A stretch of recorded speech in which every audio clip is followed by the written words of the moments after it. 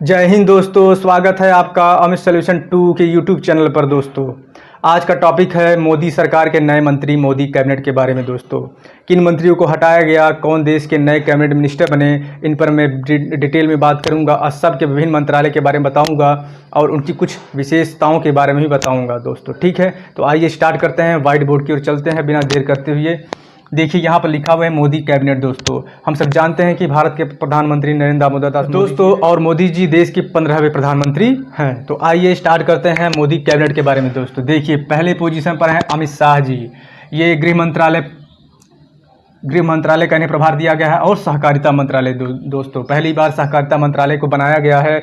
जो गृह मंत्रालय और सहकारिता मंत्रालय दोनों मिनिस्ट्री, दोनों मंत्रालय अमित शाह जी के पास हैं। दोस्तों तो इनका जो काम है आप सब देख रहे होंगे, इसलिए इन्हें हटाया नहीं गया है, अपने स्थान पर बने हुए हैं और बेहतरीन काम कर रहे हैं। जैसे कि विभिन्न आंदोलन हुए दिल्ली में। दोस्तों प्रकार से दिल्ली में दोस्तों आंदोलन हुए, इन्होंने उसके कैसे कैसे मैनेज किया, तो दोस्तों इनकी तारीफ, एक काबिल तारीफ है। तो इस प्रकार ये पहली पोजीशन पर अमित शाह जी, गृह मंत्रालय, सहकारिता मंत्रालय इनके पास में है। दोस्तों ठीक, आगे बढ़ते हैं। दूसरा राजनाथ सिंह जी। राजनाथ सिंह रक्षा मंत्रालय, किस प्रकार से रक्षा कर रहे हैं देश की, आप लोग देख रहे होंगे। दोस्तों तो शायद मोदी कैबिनेट में ये बेहतरीन काम कर रहे हैं, इसलिए इन्हें ये अपनी जगह बनाने में कामयाब हैं। दोस्तों और ये अपनी जगह पर बने हुए हैं राजनाथ सिंह जी, रक्षा मंत्रालय।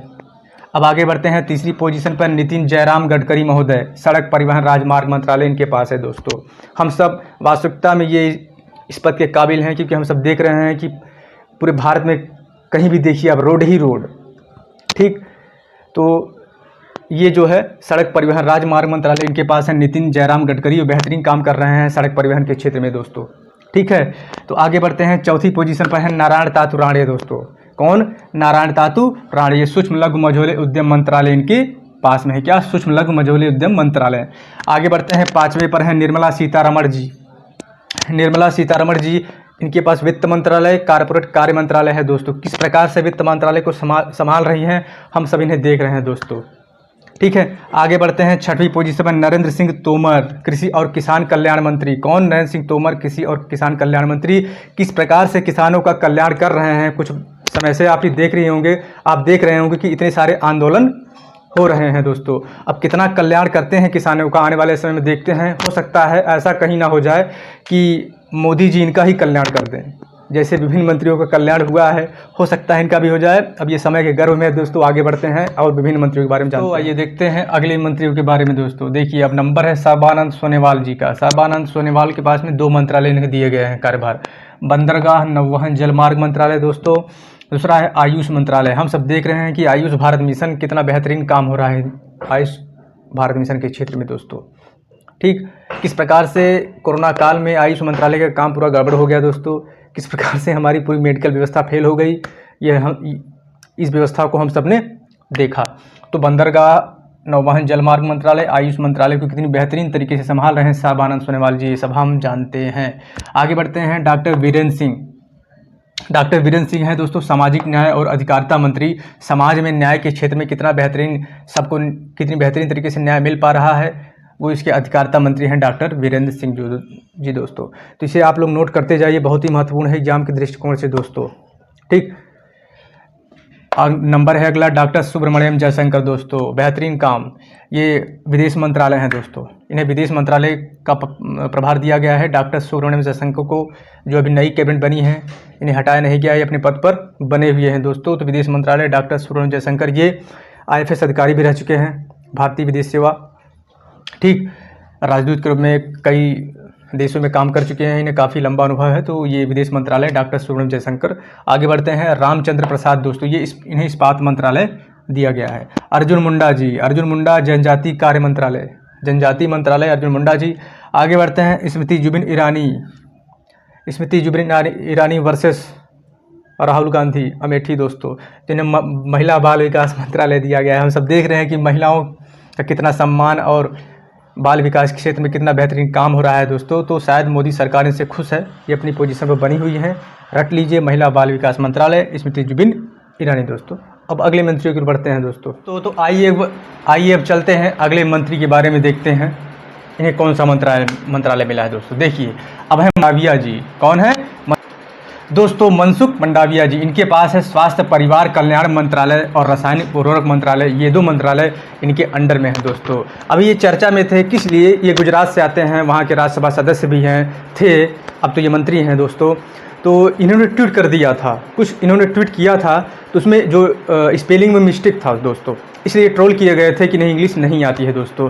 क्या आता है इन्हें, क्या नहीं आता है, ये तो हमें नहीं पता है, लेकिन हम सबको आना चाहिए कि ये मनसुख मंडाविया जी स्वास्थ्य परिवार कल्याण मंत्री और रासायनिक उर्वरक मंत्री हैं। अगर आप नहीं याद रखेंगे तो शायद आपको नुकसान हो सकता है एग्जाम में दोस्तों। तो इसलिए ये मनसुख मंडाविया जी को याद रखें, स्वास्थ्य परिवार कल्याण मंत्री, रासायनिक उर्वरक मंत्री हैं दोस्तों। आगे बढ़ते हैं, अश्विनी वैष्णव जी, सच में दोस्तों ये इन्हें विष्णु कहा जाए तो सच में कुछ कम नहीं, क्योंकि देखिए 3 मंत्रालय, विष्णु जी के 4 हाथ, इनके 3 हाथ, 3 मंत्रालय, रेल मंत्रालय, संचार मंत्रालय, इलेक्ट्रॉनिक और सूचना प्रौद्योगिकी मंत्रालय दोस्तों, अश्विनी वैष्णव जी। दोस्तों बात करते हैं कि पढ़ाई लिखाई के बारे में, तो काफ़ी पढ़े लिखे हैं ये, IIT कानपुर, विदेशों से पढ़ाई की, IIT कानपुर से पढ़े, यहाँ तक कि IAS अधिकारी भी बने दोस्तों। इस प्रकार से कई क्षेत्रों का इनके पास नॉलेज है, और इस ज्ञान का प्रयोग, कहा जाता है कि ज्ञान से बड़ा कोई अस्त्र नहीं।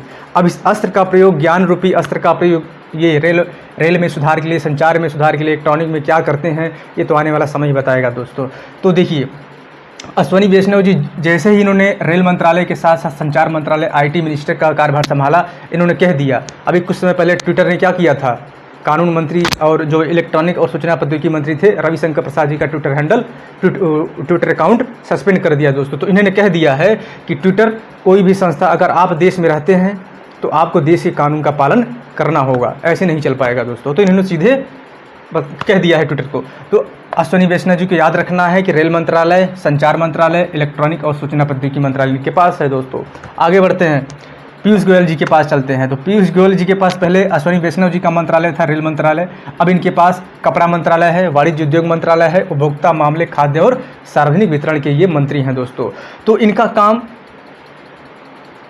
ठीक ठाक है, ठीक। तो मोदी कैबिनेट के दृष्टिकोण में ये सही लीडर हैं, सही मंत्री हैं, इनका काम सही तरीके से चल रहा है, जैसा कि हम सब भी देख रहे हैं। तो कपड़ा मंत्रालय, वाणिज्य उद्योग मंत्रालय, उपभोक्ता मामले, खाद्य और सार्वजनिक वितरण मंत्रालय पीयूष गोयल जी के पास है दोस्तों। चलते हैं धर्मेंद्र प्रधान जी की ओर, जो तेल यानी पेट्रोलियम या तेल मिनिस्टर रहते हुए तेल का तेल निकाल दिए। अभी देखिए कितना ज़्यादा तेल का दाम बढ़ रहा है दोस्तों। तो इन्हें क्या कहा जाए, ये मतलब इन्हें रूट इनका चेंज करवा दिया गया है दोस्तों। पहले ये तेल मिनिस्टर थे, पेट्रोलियम मंत्री थे, अब इन्हें शिक्षा मंत्रालय दे दिया गया दोस्तों। अभी शिक्षा व्यवस्था को सुधारेंगे। शिक्षा मंत्रालय पहले रमेश पोखरियाल निशंक के पास था, जिन्हें एलिमिनेट कर दिया गया, हटा दिया गया है। शायद जो नई शिक्षा नीति 2020 थी उससे प्रधानमंत्री नरेंद्र मोदी जी खुश नहीं थे, इसलिए उन्हें बाहर का रास्ता दिखाया गया है और इनका रूट चेंज कर दिया गया है, क्योंकि ये गलत लाइन पर जा रहे थे, कि लाइन को चेंज कर दिया गया है दोस्तों। इन्हें शिक्षा मंत्रालय का कार्यभार दिया गया। कौशल विकास उद्यमिता मंत्रालय, अभी आने वाला समय बताएगा कि कितने पावरफुल स्किल देश को कितना स्किल दे पाएंगे और शिक्षा व्यवस्था में क्या कर पाएंगे दोस्तों। तो ये शिक्षा और कौशल विकास उद्यमिता मंत्रालय धर्मेंद्र प्रधान जी के पास है। अब आगे मिनिस्टर के बारे में बात करते हैं दोस्तों। अगले मंत्री के बारे में दोस्तों देखिए, मुख्तार अब्बास नकवी जी, इनके पास है अल्पसंख्यक मंत्रालय, जो कि ये बने हुए हैं अपने पद पर। आगे बढ़ते हैं प्रहलाद जोशी जी। प्रहलाद जोशी जी के पास 3 मंत्रालय कार्य प्रभार ने दिया गया दोस्तों। संसदीय मामले के मंत्री हैं, कोयला मंत्रालय, खान या खनन मंत्रालय, इन्हें प्रहलाद जोशी जी के अंडर में है दोस्तों। आगे बढ़ते हैं ज्योतिरादित्य सिंधिया जी, दल बदलू नेता, राजा जी कह लीजिए, ज्योतिरादित्य सिंधिया जी, सिंधिया रियासत, इन्हें दिया गया है नागरिक उड्डयन मंत्रालय दोस्तों, हाल ही में चर्चा में थे। आगे बढ़ते हैं गिरिराज सिंह जी के पास है 2 मंत्रालय, ग्रामीण विकास मंत्रालय, पंचायती राज मंत्रालय दोस्तों। आगे बढ़ते हैं तो पशुपत कुमार जी, ये भी चर्चा में, हाल ही में इनके भाई थे रामविलास पासवान जी, जो कि मिनिस्टर थे, डेथ हो जाने के बाद में पार्टी ने इन्हें अपना अध्यक्ष चुना, बट चिराग पासवान इनके भतीजे हैं और ये पशुपति कुमार जी वो इनके चाचा हैं। दोनों में क्या घाला मेला चल रहा है, आप लोग देख ही रहे होंगे, तो चर्चा में बने हुए हैं। तो इनके पास एक खाद्य प्रसंस्करण उद्योग मंत्रालय है दोस्तों, पशुपति कुमार जी के पास में। अब आगे बढ़ते हैं अगले मंत्री के बारे में। देखिए गजेंद्र सिंह शेखावत जी को मिला है जल शक्ति मंत्रालय का प्रभार, इनके पास है। आगे बढ़ते हैं तो किरण रिजिजू जी, जो पहले खेल मंत्री थे, अब इन्हें मिला है कानून न्याय मंत्रालय का प्रभार मिला है, जो पहले रविशंकर प्रसाद जी के पास था, अब इन्हें मिल गया है किरण रिजिजू जी, कानून न्याय मंत्रालय दोस्तों। बहुत बेहतरीन काम करने के लिए जाने जाते हैं। किरेन रिजिजू जी पहले खेल मंत्री थे, अच्छा कार्य किया, इसलिए मोदी सरकार ने इन पर विश्वास किया और उनका प्रमोशन किया, कानून न्याय मंत्रालय दे दिया है दोस्तों। आगे बढ़ते हैं, राजकुमार सिंह जी, इनके पास है विद्युत मंत्रालय, ये बिजली मंत्रालय है दोस्तों। अभी कितना झटका देते हैं आगे देखना, ये समय ही गवाह होगा। नवीन और नवीकरणीय ऊर्जा मंत्रालय इनके पास में है। हरदीप सिंह पुरी जी अच्छे पढ़े लिखे हैं, इससे पहले मोदी कैबिनेट में इन्हें जगह मिली थी। हरदीप सिंह पुरी को मिला है पेट्रोलियम प्राकृतिक गैस मंत्रालय, जो पहले धर्मेंद्र प्रधान के पास था, अब धर्मेंद्र प्रधान को शिक्षा मंत्री मैंने बताया आपको। आवास एवं शहरी मामलों के मंत्रालय, पेट्रोलियम एवं प्राकृतिक गैस मंत्रालय, आवास एवं शहरी मामलों के मंत्रालय हरदीप सिंह पुरी जी को दिया गया है। पढ़े लिखे व्यक्ति हैं, इनके ऊपर जिम्मेदारी है कि आप जानते ही हैं तेल के दाम को कम करना कैसे किया जाएगा, ये बताएंगे आपको, ठीक। तो ये हरदीप सिंह पुरी जी हैं। आते हैं भूपेंद्र यादव के ऊपर, तो भूपेंद्र यादव के पास में पर्यावरण मंत्रालय, वन और जलवायु परिवर्तन दोस्तों। श्रम और रोजगार मंत्रालय, तो पर्यावरण मंत्रालय, वन और जलवायु परिवर्तन, श्रम और रोजगार मंत्रालय भूपेंद्र यादव जी के पास में है। आगे बढ़ते हैं, महेंद्र नाथ पांडे जी, भारी उद्योग मंत्रालय महेंद्र नाथ पांडे जी के पास है, ये उसके मंत्री हैं, भारी उद्योग मंत्री महेंद्र नाथ पांडे जी हैं दोस्तों। तो आइए चलते हैं अगले मंत्री के बारे में देखते हैं। तो अब है पुरुषोत्तम रूपाला जी। पुरुषोत्तम रूपाला जी को जो कार्यभार मिला है मत्स्य पालन, पशुपालन और डेयरी मंत्रालय दोस्तों, ठीक है। आगे बढ़ते हैं, जी किशन रेड्डी मंत्री की बात करते हैं।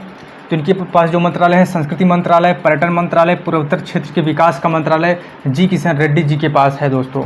आगे बढ़ते हैं, अनुराग सिंह ठाकुर जी जो है हिमाचल प्रदेश से आते हैं, ये हमीरपुर के सांसद भी हैं दोस्तों, बीसीसीआई के चीफ भी रह चुके हैं। इनके पास पहले राज्य वित्त मंत्रालय था शायद, अब इन्हें मिला है सूचना प्रसारण मंत्रालय, युवा मामले और खेल मंत्रालय, मतलब इनके रूट को चेंज कर दिया गया है, इन्हें प्रमोशन दिया गया है।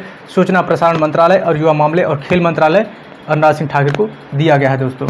तो ये थे मंत्री और उनके मंत्रालय। मोदी कैबिनेट पूरी तरह से तैयार है दोस्तों बेहतरीन काम करने के लिए। आप भी तैयार हो जाइए बेहतरीन तरीके से पढ़ाई करने के लिए। इन सबको रट लीजिए दोस्तों, क्योंकि आने वाले एग्जाम में बहुत ही महत्वपूर्ण है, पूछे जा सकते हैं दोस्तों। तो विश्वास है कि आपको अच्छी तरह से मैंने समझाया और आपने समझने का प्रयास किया और वीडियो को आपने अंत तक देखा है दोस्तों। अपना ध्यान रखें, खुश रहिए, मिलते हैं आपसे नेक्स्ट वीडियो में। जय हिंद।